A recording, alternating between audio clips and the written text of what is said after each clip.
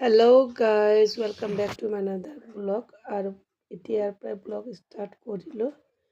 ৰাতিপুৱা উঠিলো, better school আছিলে, তাৰপিছত ব্ৰেকফাষ্ট বনালো আৰু পাপাক টিফিন ৰেডি কৰি দিলো।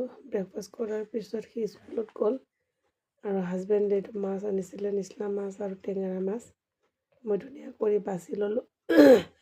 বাছাৰ পিছত কি কৰিলোঁ, তাৰপিছত চাউল ধুলোঁ, চাউল ধুই পেলাই ভাত বহাই দিলোঁ আৰু দালি ধুলোঁ, দালি ধুই কিনে দালি বহাই দিলোঁ।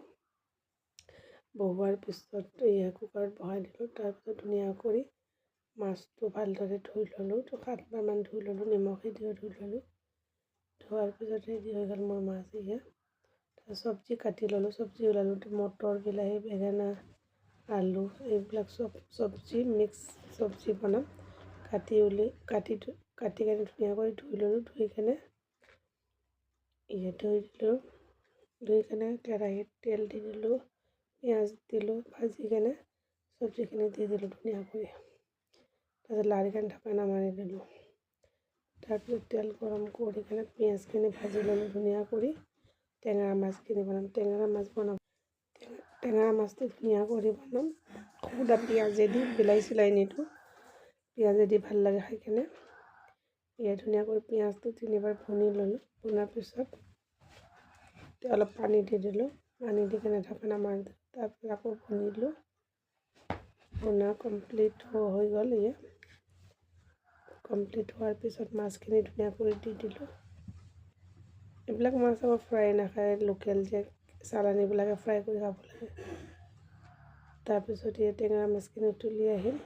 তাৰপিছত এইটো কেৰাহীত মই বনালোঁ, চব্জিখিনি হৈ গ'ল। যোৱাৰ পিছত এইটো কেৰাহীত বনালোঁ নিচলা মাছখিনি। তাৰ কাৰণে বিলাহী লৈ ল'লোঁ, ধনিয়া পাত ল'লোঁ, ধনিয়া পাত বাছি ল'লোঁ ধুনীয়া কৰি আৰু বিলাহীখিনি কাটি কুটি ধুই ল'লোঁ ধুনীয়া কৰি। তাৰপিছত তেল গৰম হ'ল, পিঁয়াজ গৰম হ'ল, তাৰপিছত বিলাহীখিনি দি দিলোঁ। এইফালে টেঙেৰা মাছখিনি উতলি আহি আছে। ধুনীয়াকৈ লাৰি কেনে কম ষ্টিমত ঢাকনা মাৰি দিলোঁ। এবাৰ টেঙেৰা মাছখিনি কমপ্লিট হ'ব আৰু